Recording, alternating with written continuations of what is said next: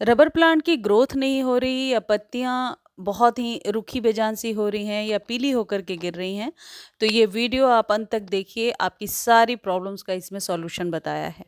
सबसे पहले बात करते हैं कि रबर प्लांट को घर में क्यों लगाना ज़रूरी है। एक ऐसा पौधा है रबर प्लांट जो घर के अंदर की हवा को प्यूरिफाई करता है या यूं कहें कि हवा को शुद्ध बना करके रखता है। एयर प्यूरिफाइंग प्लांट है। इसलिए इस पौधे को अपने घर में ज़रूर लगाइए। यदि अभी तक आप लेकर के नहीं आए हैं तो अभी आप नर्सरी से खरीद करके लगा सकते हैं। सबसे पहले ये जानते हैं कि रबर प्लांट को कहाँ रख सकते हैं। प्लेस बहुत मैटर करता है। रबर प्लांट को आप अपने ड्राइंग रूम में, लिविंग रूम में, बालकनी में रख सकते हैं। ऐसी जगह पे आप रखिए जहाँ पर कि क्रॉस वेंटिलेशन होता हो, हवा आए जाए, ताकि पौधे की जो सॉइल है, जो मिट्टी है, वो सूख सके। तो मिट्टी यदि सूखेगी तो पौधा आपका स्वस्थ रहेगा। अब दूसरी चीज़ ये है कि लाइटिंग, प्रकाश जो है वो इस पौधे के लिए बहुत ज़्यादा इम्पोर्टेंट रोल प्ले करता है। कई लोग लिख रहे हैं, कई आप लोग व्यूअर की क्वेरीज थी कि पौधे के, रबर प्लांट के पत्ते पीले होकर के गिर रहे हैं या पत्ते जल रहे हैं या पत्ते खराब हो रहे हैं। देखिए, सर्दियों में तो पत्ते तब खराब होते हैं जब आप मिट्टी में बहुत ज़्यादा पानी दे देते हैं या फिर मिट्टी हमेशा सौगी रहती है। गर्मियों में यदि पत्ते खराब हो रहे हैं तो उसके पीछे यही रीज़न होता है कि पौधे को ज़्यादा गर्म हवा, लू या फिर तेज़ धूप मिल रही है। तो इन दोनों ही सिचुएशन में आपको इस बात का ध्यान रखना होगा कि डायरेक्ट सनलाइट इस पौधे को ना मिले। यदि आप अपने घर में, बालकनी में या ऐसी जगह पे रख रहे हैं जहाँ पर कि हल्की छनी हुई धूप आ रही है सुबह की या ढलते हुए शाम की, तो इस पौधे के लिए बहुत ही बढ़िया रहता है। इस पौधे को यदि आप अपने घर में, घर के अंदर रख रहे हैं, तो किस तरीके से आप वाटरिंग करेंगे ये भी आगे के वीडियो में मैं आपको बताने वाली हूँ। अब तीसरी सबसे इम्पॉर्टेंट चीज़ होगी और वो है प्रोपगेशन।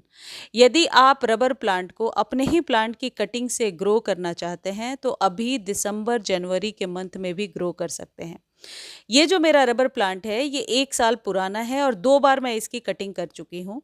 2 बार कटिंग करने के बाद ये पौधा लंबा भी हुआ है और थोड़ा घना भी हुआ है। रबर प्लांट वैसे स्लो ग्रोइंग प्लांट है, बहुत जल्दी इसकी ग्रोथ नहीं होती है, लेकिन ये भी फैक्ट है कि एक बार यदि आप लेकर आते हैं, 8-10 सालों तक आपके गार्डन में ये बहुत आसानी से रहता है। अब जहाँ तक प्रोपगेशन की बात है, देखिए पहले मैं दूसरी कटिंग आपको दिखा रही हूँ। दूसरी जब कटिंग करी थी उसके बाद इस कटिंग को, जो कटिंग मेरे हाथ में आपको दिख रहा है, इसको फंजीसाइड मिले हुए पानी में 1 दिन रखने के बाद यदि आप वेल ड्रेन सॉइल में इसे दबाते हैं और बार बार चेक नहीं करते हैं या पौधे को हिलाते नहीं हैं तो बहुत आसानी से इसकी रूट्स बन जाती हैं और जो ब्रांच है जहाँ से कट किया है वहाँ से न्यू ब्रांच बहुत आसानी से चली आती है। अब इसकी पहली कटिंग मैं आपको दिखाती हूँ। देखिए, फर्स्ट टाइम इसकी कटिंग मैंने करी थी, पौधा जब 6 महीने पुराना हो गया था। तो यहाँ पर एक बात बहुत ही क्लियर है कि जैसे ही आप पौधा नर्सरी से ला रहे हैं उसकी कटिंग नहीं करेंगे, पौधे को मैच्योर होने देंगे, कम से कम 1 साल 6 महीने पुराना हो जाए फिर कट करेंगे। जब आप कट करेंगे इस तरीके से एक मिल्किश सी चीज़ निकलेगी जो पॉइज़नस होगी, इसको हाथ से टच नहीं करना है, घर में पेट्स वगैरह हैं तो उनसे दूर रखिए और इस पर फंजीसाइड लगाइए। जब ये स्टेम 6 महीने पुरानी हो जाएगी तो इस स्टेम को ग्रो करना भी बहुत ही आसान होगा और कुछ ही दिनों में आप देखेंगे कि इसके बगल से नई ब्रांच आने लगी है। जैसा कि आप देख रहे हैं ये पौधा अब ज़्यादा पत्तियां निकाल रहा है और इसकी पत्तियां चमकदार रखना बहुत ही ज़रूरी है। पत्तियों को वॉश करते रहिए, पत्तियों को पोंछते रहिए। जितनी ज़्यादा चमक रहेगी पत्तियों में, एक तो ये डेकोरेटिव प्लांट है तो देखने में बहुत ही खूबसूरत लगता है और इसे यदि आप डेकोरेटिव प्लांट की तरह बहुत ही अच्छे गमले में लगाएंगे तो घर के अंदर एक अच्छा शो पीस की तरह बन जाता है। देखिए, जो पहली कटिंग मैंने करी थी उस कटिंग से अभी तक कोई भी आप कह सकते हैं ग्रोथ नहीं हुई है, लेकिन दूसरी कटिंग करने के बाद ये वाली स्टेम बहुत ही ज़्यादा ऊंची गई है। ऐसा उस सिचुएशन में होता है जब कटिंग करने के बाद आप पौधे को फीड नहीं करते हैं तो पौधा ज़्यादा ग्रोथ नहीं लेता है। तो जब कभी भी आपको कटिंग करना है उसके बाद पौधे को फीड ज़रूर कराना है। तो अगली सबसे इम्पॉर्टेंट चीज़ है कि मिट्टी किस तरीके की सी चाहिए, किस तरीके की चाहिए और खाद कैसी होनी चाहिए। मिट्टी हमेशा वेल ड्रेन होनी चाहिए जो पानी को पकड़ कर ना रखे। जैसे ही आप पानी डालें मिट्टी जो है थोड़ी देर के बाद सूख जाए। तो इसके लिए सैंड ज़रूर 40% आप मिला लीजिए और 40% आप मिलाइए गार्डन सॉइल और 20% कंपोस्ट। कोकोपीट थोड़ा अवॉइड कीजिए इसके लिए तो ज़्यादा बेहतर है। यदि वाटरिंग की बात करें कि किस तरीके से इसे वाटरिंग करना है, तो सर्दियों में वीक में 1 बार पानी डालना है और गर्मियों में वीक में कम से कम 3 बार पानी डालिए। और जब कभी भी आपको पानी देना है, सॉइल को पहले इस तरीके से चेक कीजिए। यदि सॉइल आपके उँगलियों में लग रही है, कीचड़ से मिट्टी है, तो बिल्कुल भी पानी ना डालें। तभी पानी डालें जब ऊपरी सतह आपको बहुत ज़्यादा ड्राई नज़र आए।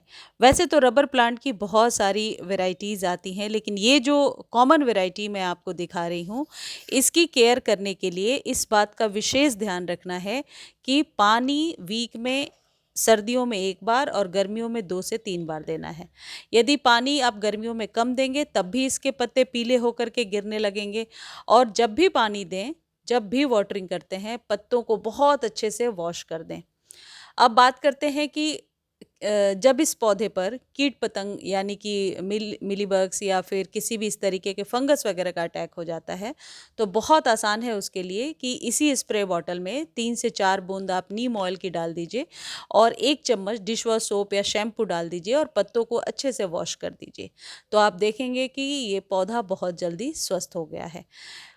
अब आखिरी में मैं आपको बता रही हूँ कि खाद किस तरीके से इसमें डालनी है। देखिए, ये जो पौधा है इसको फाइकस इलास्टिका के नाम से भी जाना जाता है। वैसे हर 3 महीने पे 2 चम्मच भर के वर्मी कंपोस्ट या काउडंग मैन्योर इस पौधे के लिए बेस्ट है। लेकिन ये जो खाद मैं आपको बता रही हूँ प्लांट ग्रोथ बूस्टर, ये आपके रबर प्लांट को हर तरीके से प्रोटेक्ट करेगा सर्दियों में, ग्रोथ भी तेज करेगा। इसको 7 दिनों पे सिर्फ 2 या 3 ड्रॉप जड़ों के पास डाल देना है, पानी में मिला करके भी दे सकते हैं। इसको खरीदने का लिंक डिस्क्रिप्शन बॉक्स में है और यदि आप लिंक कॉपी नहीं कर पा रहे हैं तो आप टेक्स्ट करेंगे तो लिंक प्रोवाइड कर दिया जाएगा। और इसके इस्तेमाल से आपके पौधे की ग्रोथ भी अच्छी हो जाएगी, पत्तियां भी लश ग्रीन निकल करके आएंगी, पत्ते पीले नहीं होंगे। तो मुझे उम्मीद है जानकारी अच्छी लगी होगी। धन्यवाद।